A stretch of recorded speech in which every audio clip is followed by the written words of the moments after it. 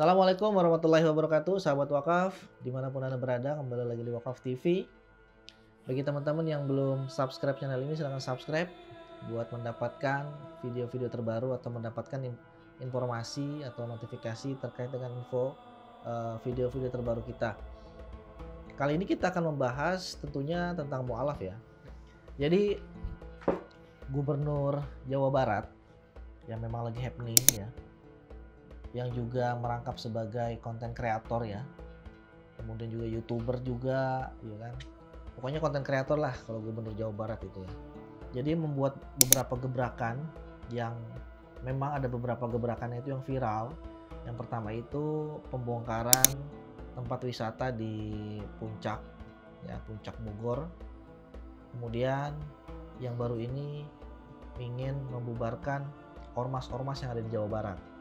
Nah, salah satu ormasnya itu adalah ormas yang bernama Grip Jaya. Nah, setahu saya Grip Jaya itu atau Grip itu ormas yang memang ada di Jawa Barat yang dulunya pernah dipimpin oleh Kapolda Jawa Barat yang pada waktu itu ya. Kapolda Jawa Barat, cuman saya lupa namanya siapa. Itu menurut berita yang beredar. Namun kali ini Grip itu dipegang atau dipimpin oleh seorang mu'alaf, yaitu kita pasti tahu lah ya, Hercules gitu ya, Om Hercules gitu. Jadi Hercules ini atau Om Hercules ini sekarang memegang organisasi masyarakat atau ormas yang namanya Grip Jaya. Nah, bagaimana tuh ceritanya Om Hercules ini masuk Islam gitu kan? Kenapa? Pemicunya itu apa? Atau triggernya itu apa? Hercules ini bisa masuk Islam gitu kan? Ini kita harus tahu gitu kan. Bukan harus tahu ya, buat teman-teman yang belum tahu, insya Allah kita akan kasih tahu kenapa beliau ini memeluk Islam. Langsung saja ke ceritanya. Jadi beliau ini memiliki nama lengkap yaitu Rosario de Marsal atau Hercules disebutnya. Jadi memang dia ini punya kisah perjalanan hidup ya, semakin rajin beribadah kepada Sang Pencipta sejak menjadi seorang mu'alaf.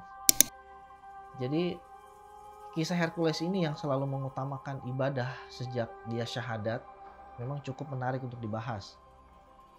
Karena di samping itu juga dia menjadi seorang ketua umum organisasi Grip Jaya yang memang sedang menjadi perhatian publik di Indonesia. Jadi memang baru-baru ini juga Om Hercules ini mengultimatum Gubernur Jawa Barat yaitu Kang Deddy Mulyadi, atau orang-orang Jawa Barat yang biasa pakai Sunda atau bahasa Sunda itu menyebutnya Bapak Aing gitu ya. Jadi terkait dengan polemik organisasi masyarakat yang dinilai melakukan aksi premanisme. Dan beliau, Gubernur Jawa Barat ini juga memberikan pernyataan akan membentuk satuan tugas atau satgas anti premanisme di seluruh wilayah Jawa Barat yang berujung ditentang oleh Ketua DPD Grip Jaya di Jawa Barat yaitu Gabriel Alexander Etuyori. Nah, sebagai Ketua Umum Grip Jaya, Om Hercules mengatakan keberadaan ormas mendukung kinerja membangun bangsa. Ultimatumnya langsung disampaikan oleh pengacaranya yaitu Rasman Nasution. Belum lama kekisruhan tersebut menjadi sorotan publik. Hercules memiliki kisah perjalanan spiritual. Belum lama kekisruhan tersebut menjadi sorotan publik. Siapa yang menyangka Hercules ini memang memiliki kisah perjalanan spiritual yang masih belum banyak diketahui oleh orang-orang di Indonesia. Dalam satu kesempatan, beliau menghadiri acara di sebuah pondok pesantren yang bernama Asadiyah Sengkang. Mantan legendaris Tanah Abang itu menceritakan secara singkat perjalanan hidupnya yang begitu keras. Hercules telah menggeluti dunia hitam sangat lama, bahkan sering bertengkar hingga sering menghadapi kematian akibat kiprahnya menjadi preman di Tanah Abang. Seiring berjalannya waktu, julukan preman berbahaya itu pun mulai luntur sejak Hercules menemukan tanda-tanda hidayahnya untuk memeluk agama Islam. Hercules pun memutuskan mu'alaf, hingga kini mengaku semakin religius dan taat ibadah kemudian melakukan aksi sosial walaupun sedang menggeluti sebagai seorang ketua umum Grip Jaya. Beliau mengatakan, "Alhamdulillah saya sekarang semakin rajin beribadah. Saat ini juga aktif beribadah dan banyak mengurus kegiatan sosial, terutama di pesantren." Meski demikian, Hercules mengaku belum sepenuhnya mengetahui banyak tentang ajaran Islam. Akan tetapi, kehidupannya semakin menunjukkan perubahan sejak mu'alaf. Sementara, kawan Hercules, Dr. Wahyudi Muhsin, mengapresiasi kisah perjalanan Hercules hingga mengajak generasi muda mencontohkan sisi positif dari mantan preman berbahaya tersebut. Bagi Dr. Wahyudi, tidak boleh memandang seseorang dari sebelah mata. Hanya perkara latar belakang masa lalu sangat buruk, dan setiap orang bisa berubah kapanpun.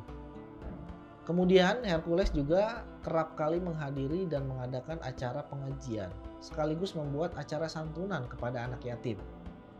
Rutinitas ini berlangsung di Jakarta setiap hari Jumat. Hercules juga menjadi pembina di sejumlah pesantren di Provinsi Banten dan sejumlah wilayah di Pulau Jawa. Pada kesempatan itu, ia bahkan menyumbangkan uang sebesar 50 juta rupiah. Sisi positif inilah buah hasil dari perjalanan Hercules yang memutuskan masuk Islam atau menjadi mu'alaf sejak tahun 1990 silam. Perubahan Hercules menjadi kepribadian lebih baik semakin menonjol sejak mengubah cara berpakaiannya. Kerap kali mengenakan peci dan menghadiri berbagai kegiatan dakwah dari para ulama. Pada tahun 2021, Hercules bahkan sempat mencuri perhatian publik karena mencium tangan Habib Lutfi bin Yahya dan sejumlah ulama lainnya. Tidak hanya itu saja, Hercules juga menjadi sosok yang begitu dekat dengan Ustadz Abdul Somad atau UAS. Tanda-tanda inilah membuat ia mantap menemukan hidayahnya. Keputusan mantan portir TNI AD itu bersikukuh menjadi mu'alaf pernah diungkap oleh sang istri, yaitu Nia Dania. Sang istri mengatakan sudah sangat lama beliau memutuskan untuk menjadi mu'alaf. Nia Dania mengingat betul melihat keinginan Hercules secara nyata untuk berpindah ke agama Islam setelah 15 tahun usia pernikahannya. Tapi sampai berikutnya lagi, besoknya lagi, ia nanya, "Udah diurusin belum?" Baru saya bilang, memang yakin mau masuk Islam. Tapi beliau yakin, tutur istri Hercules tersebut yaitu Nia Dania. Hercules dikaruniai 2 orang anak dari hasil pernikahannya dengan Nia Dania. Keluarga kecilnya sangat mempengaruhi, ia sangat religius. Nia Dania mengatakan, "Menurut saya beliau sudah baik, sangat-sangat baik. Dari dulu, dari awal baru ketemu sampai sekarang juga beliau baik di mata saya dan anak-anak." Ya sahabat wakaf, itu tadi Hercules ya. Dan luar biasa memang Allah itu mendatangkan hidayah itu dari mana saja. Dan kita sebagai orang-orang yang memang sudah Islam dari kecil harusnya semakin lebih bersyukur lagi. Karena Om Hercules ini sejak kecil belum mendapatkan hidayah Islam dan baru di tahun 1990 mendapatkan hidayah Islam, dan luar biasa setelah mendapatkan hidayah Islam semakin rajin beribadah kepada Allah Subhanahu wa taala. Ya buat kita semua yang tinggal di Indonesia, mudah-mudahan Indonesia ini jadi tempat yang paling aman buat kita, yang paling nyaman buat kita. Karena memang kita selalu berdoa kepada Allah ya, berharap kita kepada Allah agar Indonesia itu bisa menjadi negara atau tempat yang baldatun, thayyibatun, warabun ghafur. Artinya, pokoknya istilahnya, singkatnya adalah menjadi negara yang aman, penuh berkah, penuh rahmat dari Allah Subhanahu wa taala.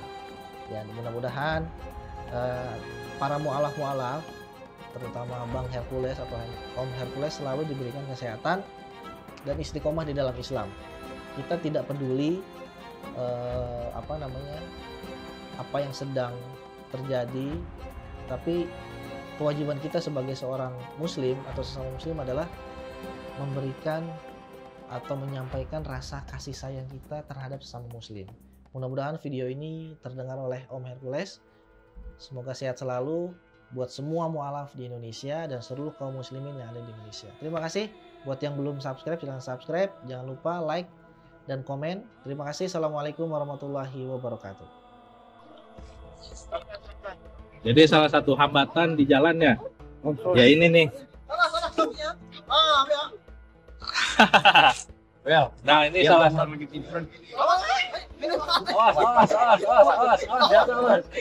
Hampir aja nih kawan kita jatuh ke sungai. Jadi memang salah satu hambatan kita itu kalau masuk ke pedalaman ya seperti ini salah satunya. Belum lagi kayu-kayu itu pada muncul dari dasar sungai. Jadi memang perlu kehati-hatian dan tingkat risikonya juga tinggi, besar ya.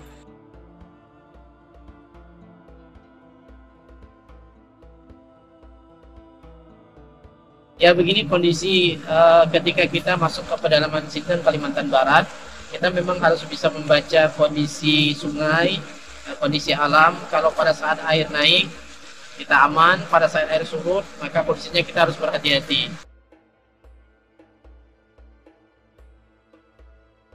Pada siang hari ini kita akan berangkat menuju Desa Mentatai. Dalam perjalanan insya Allah bisa ditempuh nanti bersama dengan tim kurang lebih 6-7 jam. Pada malam hari nanti kita akan bertemu dengan warga umat Islam yang ada di pedalaman Desa Mentatai.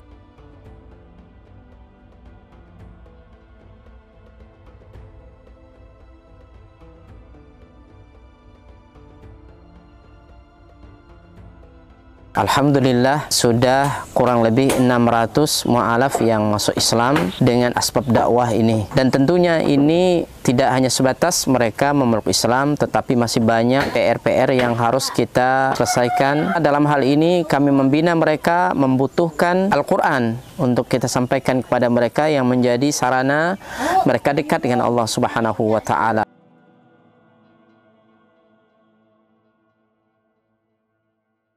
Kami berharap dan mengharapkan bantuan dari seluruh kaum muslimin untuk mensupport dakwah ini dengan berwakaf Al-Quran di Badan Wakaf Al-Quran. Luar biasa.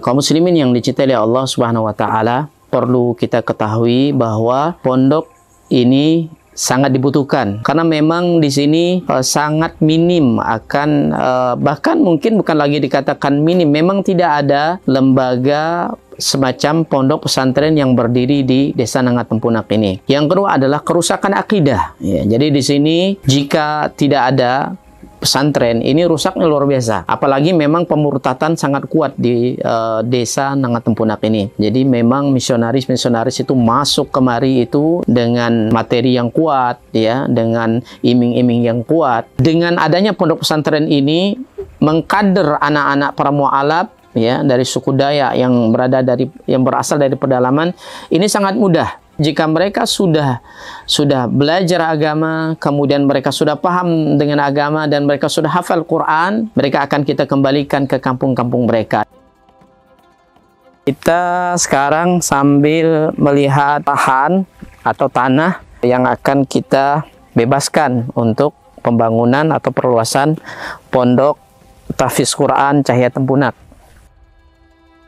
Lokasi ini adalah lokasi yang bebas daripada banjir dan luasnya kurang lebih 4 hektar, dan insya Allah di sini nanti akan kita bangun sarana ibadah, kemudian sarana untuk tinggal mukimnya para santri, kemudian aula belajar dan pertemuan para santri. Dengan demikian ini akan membantu dakwah dan memaksimalkan dakwah di pelosok pedalaman Sintang, Kalimantan Barat. Kami mengajak kepada seluruh kaum muslimin untuk mensupport, membantu dakwah ini dengan menyiapkan donasi dan wakaf terbaik melalui Badan Wakaf Al-Quran, dan semoga apa yang kita korbankan di jalan Allah SWT, harta kita, lelahnya kita, semua akan Allah berikan ganti dengan ganti yang lebih baik, kemudian diberikan balasan dengan balasan yang terbaik. Dan kami mendoakan semoga antum semua dijaga oleh Allah SWT dari seluruh musibah baik dunia maupun akhirat. Barakallahu fikum. Assalamualaikum warahmatullahi wabarakatuh.